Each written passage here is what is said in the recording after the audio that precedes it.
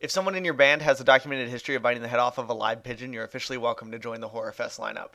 Black Sabbath's second studio album, Paranoid, came out in 1970 and is still considered one of the best heavy metal albums of all time. The most famous songs are easily Iron Man and the title track Paranoid, which are both masterpieces, even if I have absolutely no fucking clue what they're supposed to be about. Iron Man has nothing to do with Robert Downey Jr. or Leonardo DiCaprio, so count me lost on that one, and given that the title track only took 25 minutes to write from start to finish according to their drummer, it might be safe to say even Black Sabbath isn't sure what it's about. War Pigs and Electric Funeral are examples of heavy metal at its most political, as we get to hear Black Sabbath due to the Vietnam War, what System of a Down tried to do to the War on Terror 35 years later. If awesome riffs and political fury aren't enough to grab your attention for the 42-minute runtime, Planet Caravan has the added bonus of taking you on an acid trip for 4.5 minutes without ever even touching LSD. I don't even know what just happened, but I like it. Paranoid is a rock classic and it works for the season. Happy Halloween from the Prince of Darkness.